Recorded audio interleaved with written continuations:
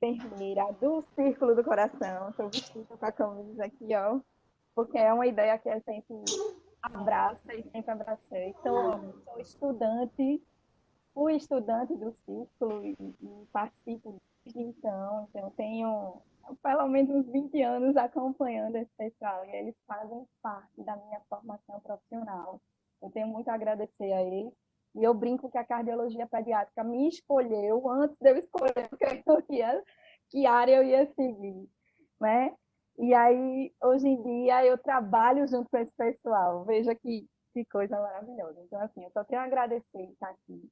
Mandar um beijo para toda a equipe multidisciplinar que faz o Círculo, que faz o Hospital Barão de Lucena, que faz o IMIP, que trouxe muita gente boa também desse grupo. Então, assim, a todo mundo que está na linha de frente dessa doença, não está sendo fácil, a gente está aprendendo a trabalhar com ela, na verdade, ao longo do seu desenrolar epidêmico, né? Digamos assim. E aí, o mais legal disso tudo, eu acho que alguém precisa passar. Eu tenho que compartilhar, deixa eu ver se já está aqui comigo. Já posso? Já? Vou compartilhar só um minuto. Tá, obrigada. E doutora Sandra costuma usar muito uma expressão que a gente brinca que é trocar a roda com a carroça andando. Não é isso, doutora Sandra? Então, a gente está aprendendo a fazer isso. A gente está aprendendo a fazer isso durante essa pandemia, né? Acho que eu já posso, né? Já estou com a bolinha. Vou compartilhar minha tela para a gente começar.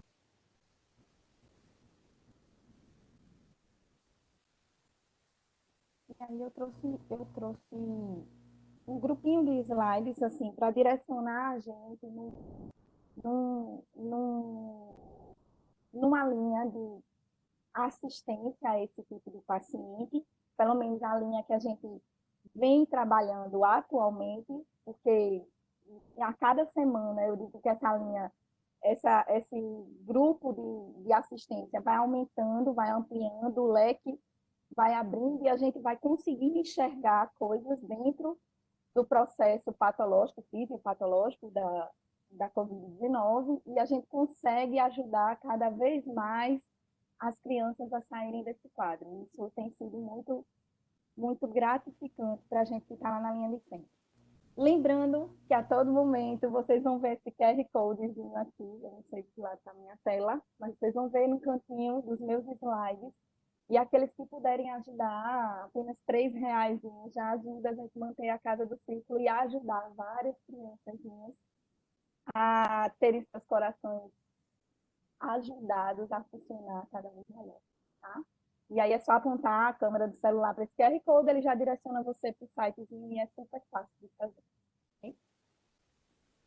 Então, para a gente falar um pouquinho da Covid-19, como a doutora Sandra bem falou, semana passada a gente teve um momento maravilhoso com o pessoal, falando da síndrome inflamatória multissistêmica que vem atingindo nossas crianças, né, durante essa pandemia, uma síndrome que até o começo de maio, o pessoal de fora, que estava tendo os maiores números de casos, suspeitou, investigou-se, 8 crianças na Itália, mais 8 na França, 15 nos Estados Unidos, principalmente na cidade de Nova York.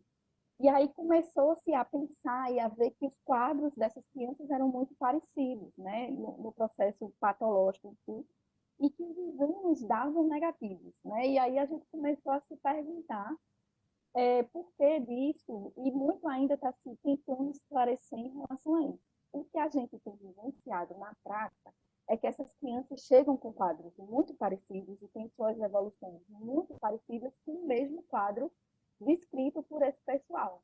Então, a OMS e o Ministério da Saúde lançaram uma nota técnica, né, mais ou menos no final de abril, se eu não me engano, 25, 26 de abril, sobre esse quadro em crianças brasileiras, certo?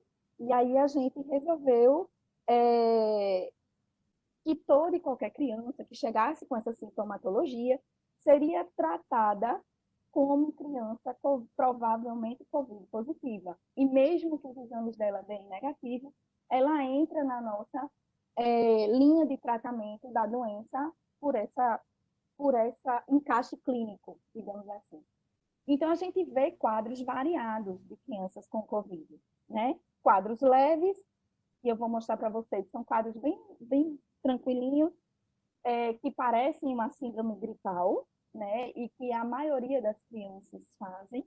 A gente vê quadros com a CIRAG, que é a síndrome respiratória aguda, são que levam as crianças diretamente, e esses não deixam dúvidas que são suspeitos de Covid. Mas a gente vê quadros que chegam bem diferentes da parte respiratória. E esses vêm dessa parte inflamatória importante da doença, e eram eles que estavam entrando, por exemplo, como cetoacidose diabética, e de repente a gente se viu dentro de UTIs com 10 leitos, onde 80% dos pacientes eram cetoacidose diabética, com idades variadas de 1 ano, 2 meses a 12 anos. Então, assim, muitas crianças com o mesmo quadro, ao mesmo tempo necessitando de UTI. Muitas crianças com cetoacidose diabética evoluindo para insuficiência respiratória temporária. Então, esses quadros começaram a chamar a atenção das equipes assistenciais e essas crianças combinavam com o mesmo tipo de comportamento clínico e evoluíam para um choque, que a gente vai falar um pouquinho já já. E esse tipo de quadro agravava ainda mais a criança pela demora da gente conseguir detectar o que estava acontecendo. Quando saiu esse alerta do OMS, chamou a atenção de todo mundo, que já estava com a pulguinha atrás da orelha, né? Se esse quadro não era muito parecido. E aí a gente começou a perceber que era provavelmente esse tipo de infecção que estava acometendo nossas crianças. E aí, quando essa criança chega para a gente dentro da UTI, numa fase inflamatória, e aí eu vou começar pela UTI, tá? A gente tem aquela resposta reativa do sistema imunológico. É aquela diferença. A gente não sabe como cada paciente vai evoluir dentro do quadro de COVID, porque a gente não sabe como o sistema imunológico de cada pessoa vai reagir a esse tipo de infecção. E aí as crianças da gente apresentam alterações respiratórias, alterações hemodinâmicas, alterações metabólicas importantes, que levam à descompensação do organismo como um todo. E aí a gente, como equipe multidisciplinar dentro da UTI, precisa trabalhar rápido, em conjunto, e na maioria das vezes com protocolos estabelecidos, para que a gente seja bem efetivo nos cuidados que a gente vai dar. Então, falando dos cuidados de um enfermeiro dentro da unidade de terapia intensiva para um paciente com Covid-19 positivo, e eu vou falar já já dentro do quadro de cardiopatias, a gente precisa estabilizar os sinais vitais. É fundamental. E aí eu trouxe para vocês um resuminho baseado nessa única figurinha aí. Saturação de oxigênio, frequência respiratória, frequência cardíaca, pressão arterial, temperatura e gerenciamento da dor. Tudo isso, ou apenas isso, já vai dar todo o suporte que você precisa gerenciar de cuidados desse paciente. Lembrando, o paciente cardiopata em si, dependendo da cardiopatia que ele tenha, já é um paciente de metabolismo mais complexo, né? Se ele tiver falha importante da bomba cardíaca, eu já tenho um metabolismo mais prejudicado. Se eu tenho um paciente que não aguenta volume, que faz várias infecções respiratórias de repetição, porque tem um pulmão mais cheio de líquido, por conta dessa falha, dessa bomba cardíaca, e aí eu vou ter um paciente ainda mais comprometido.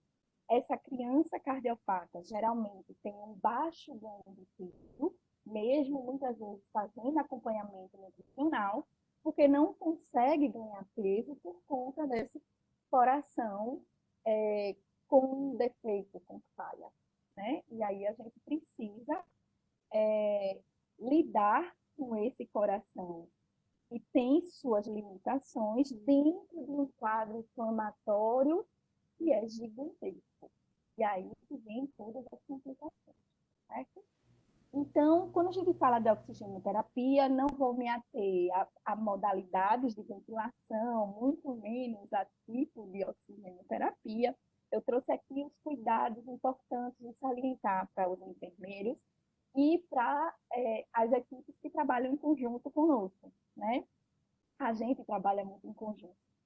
Então, a primeira coisa que a gente pensa quando o paciente chega na UTI é a proteção das vias aéreas. Aí alguém pode dizer, ah, mas o paciente está saturando bem, um catéter de oxigênio com no máximo 5 litros, 5 a 6 litros, né? Há controvérsias por aí. Essa semana mesmo a gente teve um anestesista que queria botar 6 litros, né? Enfim, no catéter de O2. E aí a gente se pergunta por que optar por intubar um paciente que satura bem com um catéter de O2? Porque pelos exames laboratoriais a gente percebe que tem um processo inflamatório se estabelecendo, o paciente começa a estertorar, ou seja, um pouco de líquido nos pulmões, e assim por diante. Então a gente vai vendo que ele dá sinais de que em algum momento ele vai entrar em falência respiratória. E aí a gente opta por fazer o procedimento eletivo, né? É o que a gente chama de proteger as vias aéreas do paciente. Então, a gente faz no momento em que o paciente ainda sature bem, para não ter que causar uma hipóxia de procedimento, durante o procedimento, a esse paciente, tá? Então, quando a gente falar em proteção de vias aéreas, a gente está focando nesse sentido. E aí, que tipo de proteção? Como eu falei, intubação eletiva, né? Principalmente aqueles pacientes que estão precisando de muito oxigênio. A gente usa técnica que os protocolos estabeleceram para redução de aerosóis. Que técnicas são essas? A gente usa medicações específicas, sedativos para tirar o efeito memória desse paciente e os bloqueadores musculares para paralisar a briga do paciente com quem vai fazer o procedimento, que é o médico intensivista, o médico anestesista, enfim, quem estiver fazendo o procedimento naquele momento, tá certo? Então, o suporte do enfermeiro nesse momento é ajudar a não gerar aerosóis no ambiente. Lembre, nós, equipe toda, estamos expostas aos aerosóis que vão ser gerados por esse paciente. Sendo o paciente COVID positivo ou suspeito COVID, porque na maioria das vezes a gente recebe o suspeito, esse COVID se confirma mais à frente, né, por conta dos dias dos sintomas, que a gente vai falar daqui a pouquinho.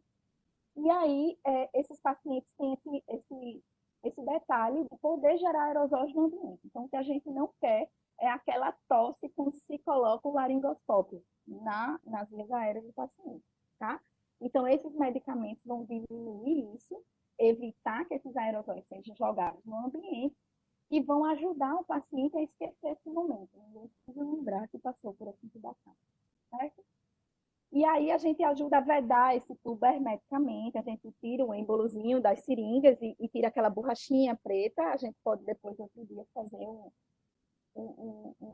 um linkzinho para mostrar isso, tá? E a gente usa, principalmente os estudantes que estão assistindo, né?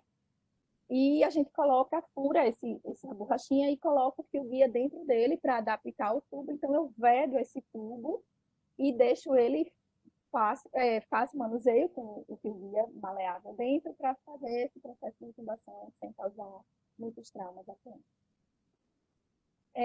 A gente usa uma pinça, depois que intuba o paciente e tira esse fio guia, a gente usa uma pinça antes de desconectar essa borrachinha para manter o tubo fechado e não gerar aerosóis no ambiente, tá? E a gente ainda assim conecta um sistema fechado de aspiração no paciente e utiliza sistemas fechados de aspiração no ambiente, que são sistemas que a gente não precisa manusear a secreção do paciente. Ele lacra um saco próprio, né, que são sistemas que têm nome comercial, que eu estou falando aqui, mas ele mesmo lacra o saquinho para a gente jogar esse material biológico fora sem entrar em contato com ele. Então, a gente não gera aerosóis, ou a gente gera o mínimo de aerosóis nesse processo, tá? A gente tenta gerar um mínimo de aerosóis nesse processo. Por quê? Porque a gente protege a nós, equipe, que estamos no ambiente, porque esses aerosóis vão ficar suspensos, alguns estudos dizem, por 3, 4 horas, e que eles se alastram de 3 a 4 metros de onde ele foi gerado. Então, no ambiente do UTI, que geralmente são salões extensos, mas quem estiver próximo àquela geração de aerosol, provavelmente vai respirar isso se não estiver bem protegido, tá? E aí a gente tenta evitar a contaminação da equipe.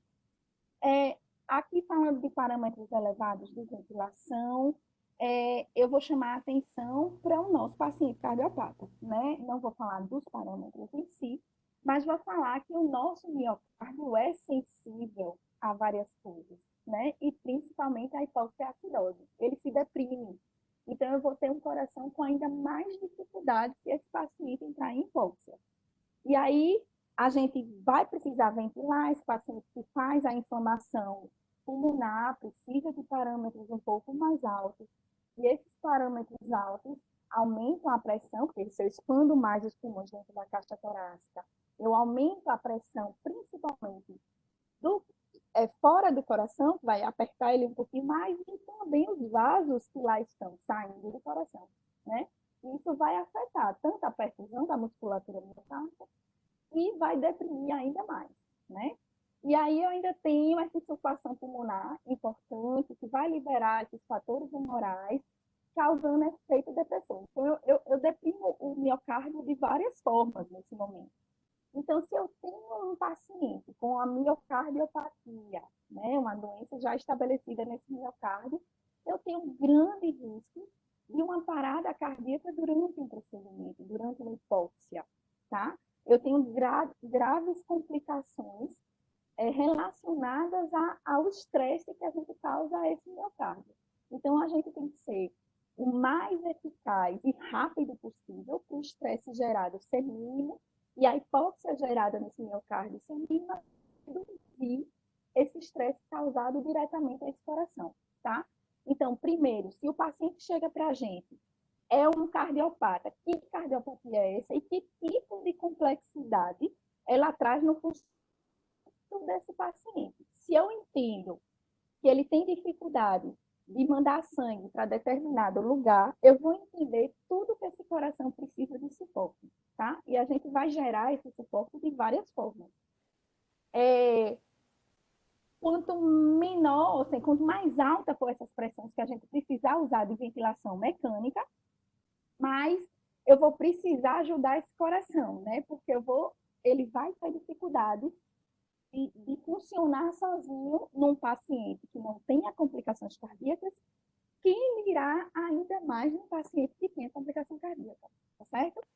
E aí a gente vai lançar a mão das drogas que vão ajudar esse coração a bater, tá? Que as drogas vasoativas, elas vão dar força de contratilidade, vão ajudar esse miocárdio para trabalhar com menos dificuldade, vão ajudar a manter a pressão do paciente, e esses pacientes COVID-19, eles fazem, dentro desse processo inflamatório, uma hipotensão severa, então a gente entra com droga vasoativa para sustentar essa APA, a gente tem tentado com adrenalina, e muitas vezes a gente chega na nora, a droga potente, uma droga potente para a gente usar em pediatria, mas é ela quem tem dado vários resultados positivos para a gente, então a gente tem lançado mão de usar. E a dobuta já entra praticamente junto com o processo de intubação. Intubou a criança e a gente entra com suporte de dobuta. Mesmo para aqueles que não têm complicação cardíaca maior, tá? Exatamente pelo estresse gerado nesse miocárdio e o estresse que pode gerar nesse miocárdio. Então, os pacientes cardiopatas, a gente ainda vai redobrar esses cuidados, porque esse coração já tem problemas, né? E aí a gente tem que entender que tipo de problema é esse. Se é problema de ritmo, se é problema de contratilidade, se é problema de defeito de circulação desse sangue, enfim, vai depender de que tipo de problema, como a gente vai poder ajudar esse coração, tá? Então, também dentro do quadro de choque que essa síndrome inflamatória causa nas crianças, a gente vai ter que lançar a mão do expansor do volume, né? Ou seja, fazer expansão, soro fisiológico, fazer expansão. E aí nem sempre esse paciente responde, a gente até sabe que é um choque que ele é refratário, ele não responde a volume muito bem, por isso que a gente vai ter que usar lançar a mão das drogas vasoativas. E aí essas crianças precisam de um acesso venoso bom. Atenção, sobrinhos. Drogas vasoativas não podem ser feitas em acessos periféricos. Elas causam lesões nesses vasos, elas queimam esses vasos periféricos, elas fazem extravasamento e aí causam lesões terríveis de perda de tendão, de necrose tecidual, certo? Então, a gente precisa ter esse cuidado. Esse paciente vai precisar usar por alguns dias 72 até 96 horas de droga vasoativa, dependendo de como evoluir na parte respiratória. E aí a gente vai precisar, sim, de um acesso de bom calibre, então o acesso venoso central é fundamental, tá?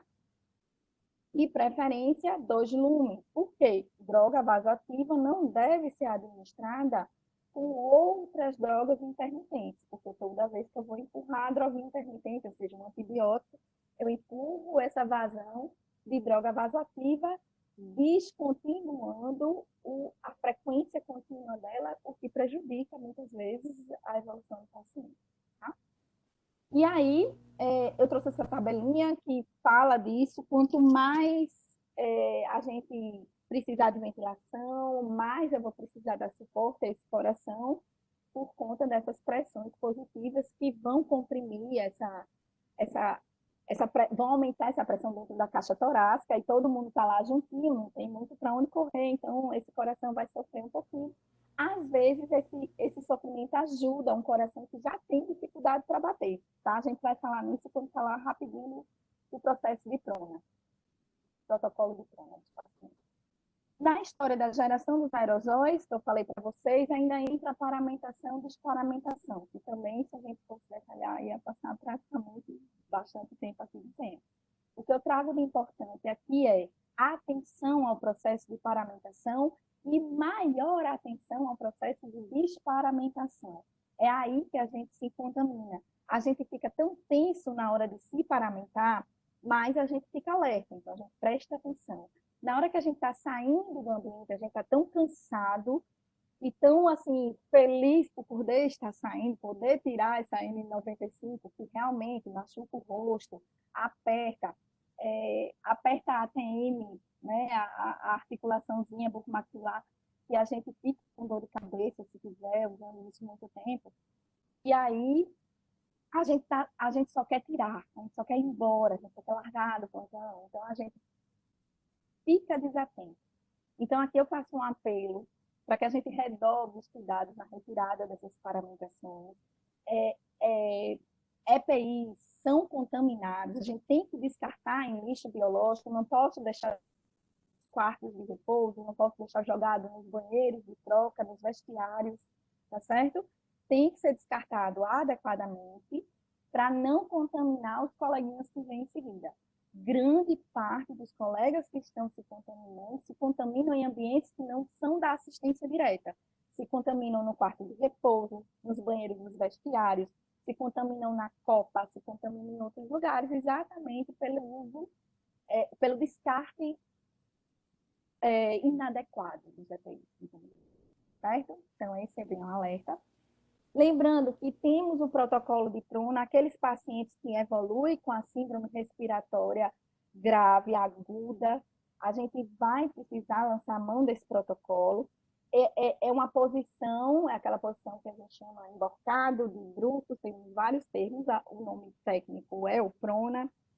Ela melhora a troca gasosa, eu passo a utilizar mais a parte pulmonar, dorsal, onde o paciente costuma ficar deitado, ela tem uma área maior, eu consigo melhorar a troca gasosa. Eu vi que tinha uma pergunta no bate-papo, se puder responder no final, ou querem que eu responda agora? Isso, Carol. No final eu passo as perguntas para você. Tá bom, eu vou seguir então. E aí, ela tem um baixo custo, se eu tiver uma equipe experiente, precisa ter cuidado para não perder tubo de paciente, não perder sondas, não perder catéter. Então, a gente tem que ser uma equipe treinada e qualificada para fazer isso, não é qualquer virada de paciente, tá? E a gente usa principalmente quando o paciente não tem muita opção de parâmetros de ventilação. Principalmente se o paciente estiver grave hemodinamicamente, ou seja, hemodinamicamente instável. Se as drogas vasoativas estiverem altas, a gente vai pensar no risco-benefício para o paciente, tá certo? Então, é uma decisão que geralmente tomamos em conjunto, as equipes de físio, de enfermagem e médica, de como a gente vai pronar, de quando a gente vai pronar, de por quanto tempo a gente vai deixar o paciente pronado, tá? Então, tem que se agrupar cuidados. Esse paciente, quando pronado, vai ser minimamente manuseado, a não ser para administração de medicamentos, né? E mínimos cuidados de higiene. Então, a gente organiza o paciente inteiro para pronar. Então, a gente ajusta a coleta do exame, a gente ajusta raio-x, a gente faz tudo que o paciente precisa naquele momento, prona e mantém o paciente naquela posição por no mínimo, 18 horas. Nossa, é muito tempo? É muito tempo. Mas a gente já percebeu que o quanto mais a gente segura o paciente nessa posição, o quanto mais benéfico é para o paciente. É muito tempo, a gente precisa aliviar os pontos de pressão que essa posição faz, a gente precisa reduzir a curva da lombar, muita gente não coloca coxins embaixo do abdômen do paciente, e isso faz com que a curva da lombar fique muito acentuada, e aí sente dor, é incômodo, mas esse paciente está sedado, purarizado. Então, mesmo assim, a gente precisa ter esse cuidado, tá? Posicionamento dos braços, coxins nos pés, para evitar que o pé fique caído, perca a motricidade, a potência muscular, enfim. Várias e várias coisas a gente tem que se preocupar na hora de fazer esse procedimento, tá? Então, como eu disse, promove a melhor oxigenação, né, por meio da expansão dessa região dorsal dos pulmões, melhora muito a ventilação do paciente e ela é uma adjuvante a essa terapia de ventilação. E os fisioterapeutas vão falar brilhantemente aqui, eu tenho certeza disso. E aí eu também só trouxe o mínimo de parâmetro. Quando o paciente precisa usar uma fração inspirada de O2 alta, com pressão final de ventilação também alta, a gente já sabe que ele vai evoluir na necessidade de precisar ser pronado, tá? Então, a gente prona esse paciente, atenção e cuidados. A gente não pode deixar eletrodos embaixo do tórax. O peso do paciente vai ser depositado em cima de tudo que tiver embaixo. Então, todos esses cabos, fios, precisam ser reposicionados. O lado para o qual a cabeça está com o tubo, sempre vai ter o braço elevado, tá? Para ficar... essa fotinha que eu trouxe aqui, eu procurei uma foto pediátrica, dentro das UTIs Covid, a gente está manuseando poucos celulares, então eu não consegui tirar uma foto e os celulares estão embalados em plástico filme, fica tudo embaçado. Eu não consegui tirar uma foto adequada, eu trouxe essa foto só para mostrar a posição do braço. Independente da idade do paciente, a gente prona seguindo essa mesma sequência. E 2 em 2 horas, 3 em 3, dependendo da gravidade, a gente vai virar o lado dessa cabeça. Então, mesmo o paciente no protocolo de prona por 12, 18 horas, a cabeça vai ser lateralizada de 2 em 2, de 3 em 3, evitar o peso dessa cabeça em cima desses pavilhões auriculares que causam lesões importantes, tá? Além de mobilizar a cabeça, não dar distensão muscular, enfim. A gente tenta manter essa motricidade no mínimo de tempo possível. Lembrando que a gravidade do paciente vai nos fazer mexer pouco nele, tá certo? Porque ele pode descompensar a cada manuseio, tá? E aí, seguindo...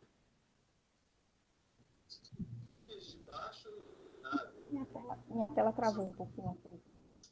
Vocês estão vendo? Vocês estão me ouvindo? Porque minha tela travou, não sei se vocês estão me ouvindo agora, fiquei na dúvida. Estamos ouvindo, sim. Tá, mas a tela travou geral.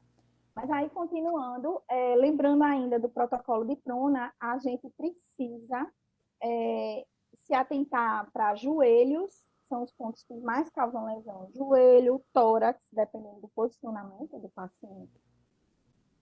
Deixa eu sair da tela e voltar. Parando o compartilhamento rapidinho. Tudo bem. Lembrando que a gente, como eu falei, se o paciente estiver muito, muito grave e a gente essa instabilidade hemodinâmica, a gente vai ter, vai pensar qual o benefício para esse paciente. Falando dos nossos pacientes cardiopatas, recém-saídos, por exemplo, de uma cirurgia de grande porte, com circulação extracorpórea, não é indicado a posição de prono, então a gente tem que levar em consideração, certo? O paciente pode precisar de uma reabordagem, às vezes de urgência na própria UTI, então isso contraindica. Se o paciente estiver fazendo diálise peritoneal, porque a pressão do tórax em cima desse peritônio, desse abdômen, vai impedir essa troca adequada, então também não pode fazer esse tipo de posição, tá? E se tiver em pós-op de neuro, também é um quadro que não pode ser manuseado o paciente por aumento da pressão intracraniana, tá?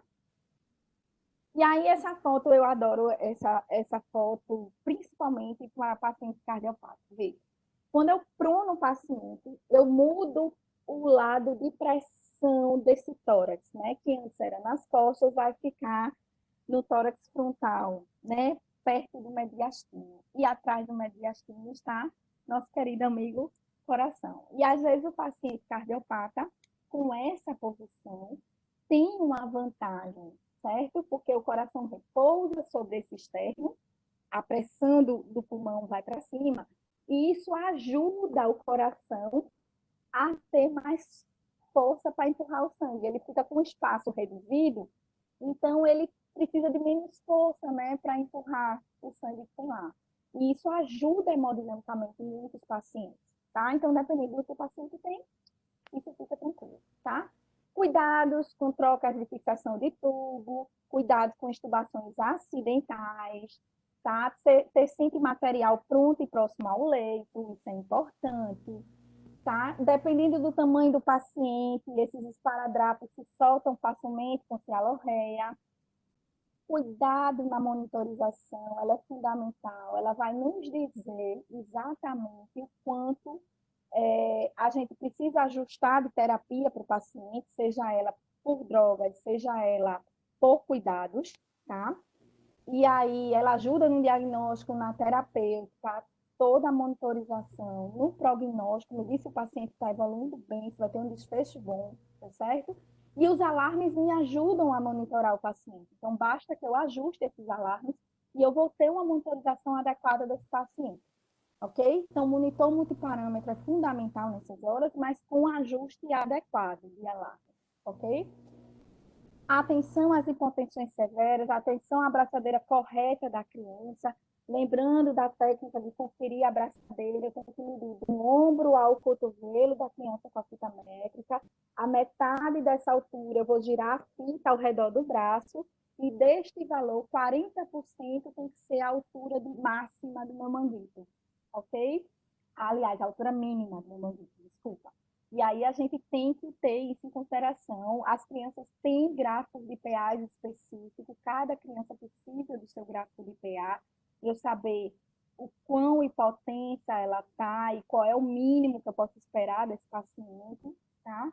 As drogas vasoativas, algumas são fotossensíveis, atenção para os equipes corretos, e os controles dos balanços hídricos, sonda vesical de demora, isso gera menos aerosol no descarte de fezes, ok?